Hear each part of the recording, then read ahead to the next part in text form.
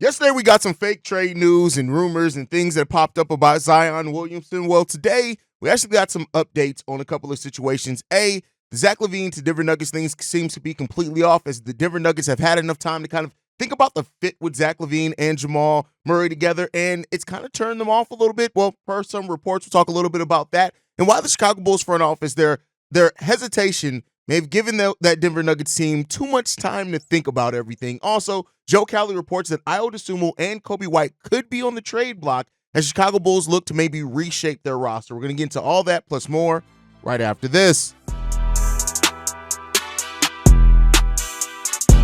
You are now tuned in to Chicago Bulls Central, your number one place for all Chicago Bulls news and content.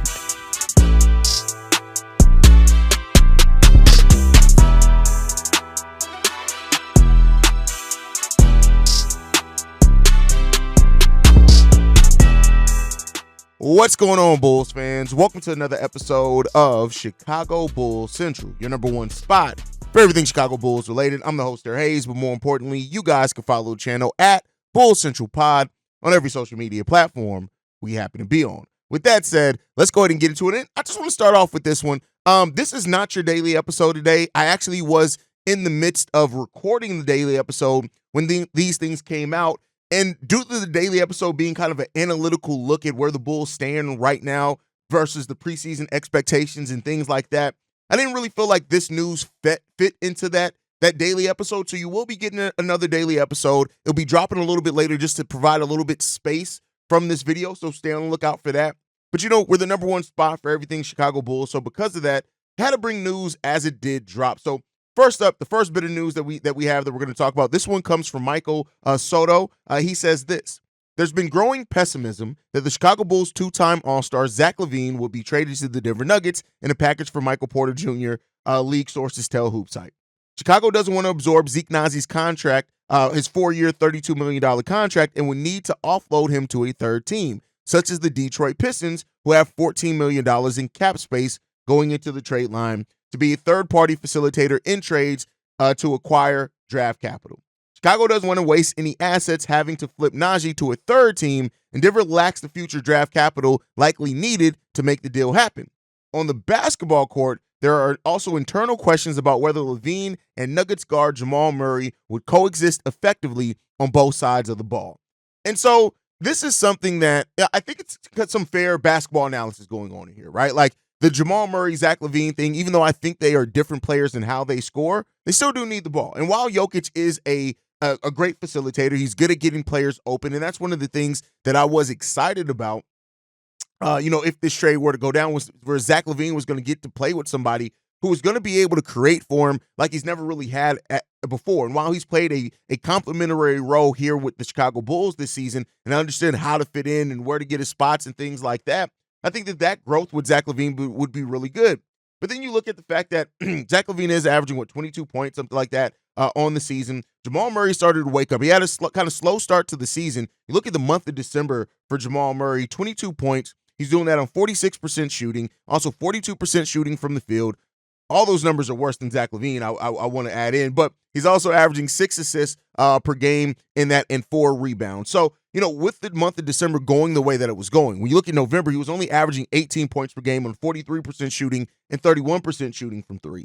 And since Jamal is their guy, right, as he's improving and then the Bulls' hesitation to get a deal done, I do think that points towards the Denver Nuggets looking at the situation and saying, well, hold on, that like the Bulls, they didn't want to take Zeke Naji. Cool, right? We could have maybe found a third team, but with the way that Jamal Murray's starting to really wake up some for this Nuggets team, the Nuggets have still struggled. Make no mistake about it. They haven't quite, even with the amazing season that Jokic hasn't still quite got to the level that people thought they were. But they are 7-3 in their last 10. They're 18-13 on the season. So a lot of things are going their way, and that goes back to kind of my point in all of this, right? I doubt the commitment that the Bulls really have to moving Zach LaVine because, yes, the Zeke Naji contract is a bad contract. And, yes, there are teams around the league and even the Detroit Pistons, a smart front office that left a little bit of cap space so they could purposely be a third team in a trade and acquire draft capital. That's a smart. Wouldn't it be nice if the Bulls front office if they're going to be cheap, which the Bulls are, right? We don't spend into the luxury tax.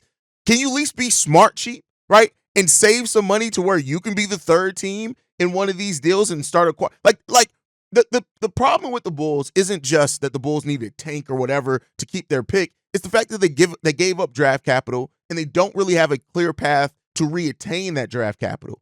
If the Bulls had did something like the Detroit Pistons did, where, all right, listen, we can't spend the luxury tax, so let's save a little bit, right?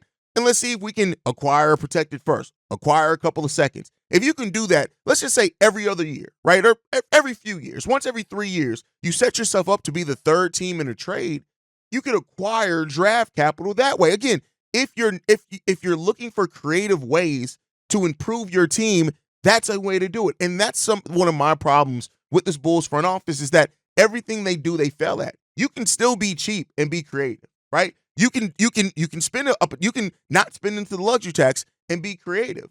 And that's why the Bulls being stuck in this middle is such a damning thing for this organization specifically, because, hey, it's just, what are we doing here, right? So it's those type of questions. But overall, it seems like the kind of general NBA world is now to the point where the Nuggets the Zach LaVine to the Nuggets is just not happening now. And that's it's fine when it comes down to it. I've said it before. I do commend AK and Eversley if they don't want to take bad contracts back, if it means that they're not also getting some type of benefit to that, right? Like if the Denver Nuggets were willing to throw in an additional first, maybe even slightly protected, I think the Bulls may moved on that, right? Or even take a different contract back. But at the end of the day, it just is what it is, right? And it does raise that question with how are the Bulls going to act? Like, how committed are they to moving? And if they are committed to moving, how are they going to get it done? Because you're not going to find a perfect deal out there. And that goes back to what some other Bulls fans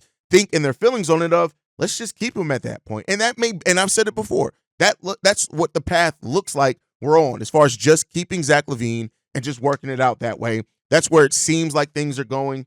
But, we'll end up seeing what it happens down to. I personally think that Jamal Murray and Zach LaVine would have figured it out personally. I think that, if Zach LaVine could have played with DeMar DeRozan, and keep in mind, when Lonzo was there, DeMar and Zach looked good together. There were some fit concerns as we did not have a point guard like Lonzo Ball there. But I think when you have Jokic there, right, I think their skill sets, they both can score in so varying ways that it could have actually worked. And this could also be posturing for the Nuggets. The Nuggets could be like, all right, bet. Y'all hesitating on wanting to get this deal done? Don't worry about it. Our guys playing good. We're actually good.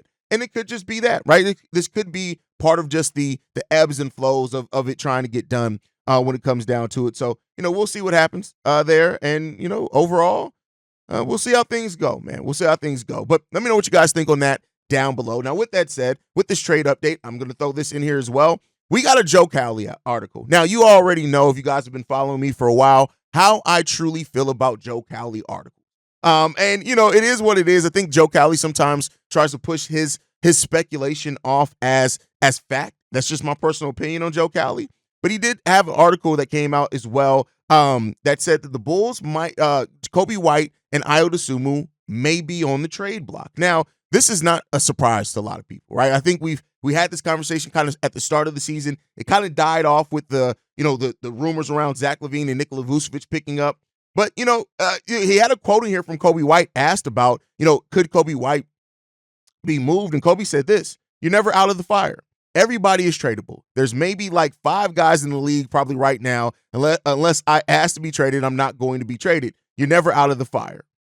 And, that's a really good sense about it as well. Coby White also said this: I don't tend to worry about it because it's completely out of everyone's hands besides the front office. Since I've been in the league, teams have totally changed. Me and Zach are the only ones still on the team.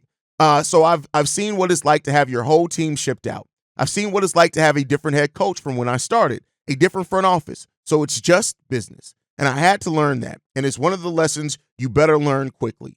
And so it seems like Coby White has the mindset of, listen, I'm just going to go out there and play basketball. And I think that that's the right mindset that you want a player to have, right? Vooch said, in the offseason that they got, people, Bulls fans triggered understandably so, that he was like, well, the trade talk threw us off.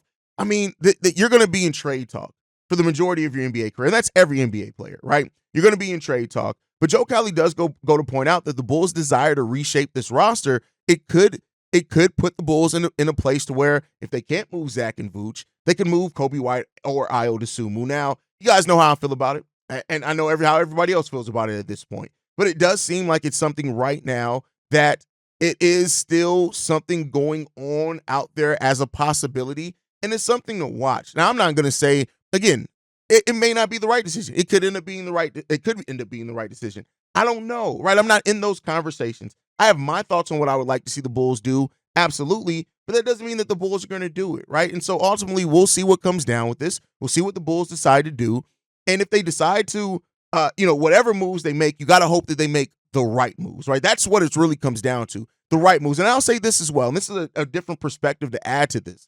If they could be on the trade block, that doesn't mean that they're moved at this trade deadline. I do personally think that the Bulls will go overall best player available in the draft if they keep their draft pick, which is a big if at this point.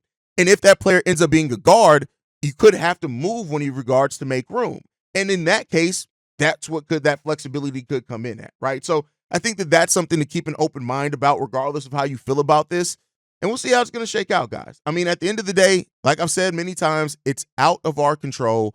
All we can do as fans is hope that they get it right. And for some Bulls fans, understandably, that's the scariest prospect in all of this. So we'll see where that's going to lead us, man. But guys, thank you so much for tuning in. Again, this is just this is not your daily episode. Just a quick update on the trade talk going on. I'll catch you guys in a couple of hours with the regular daily episode. Love you guys. Go Bulls. See red. Make sure you guys are following the channel at Bulls Central Pod. And if you want to leave a voicemail, you can do so at 773-270-2799. We are the #1 spot for everything Chicago Bulls related. That's thanks to you lovely and beautiful people. And like I like to end every episode on, go Bulls. Love you guys. See you red if you can, y'all. Peace. This has been a presentation of the Break Media.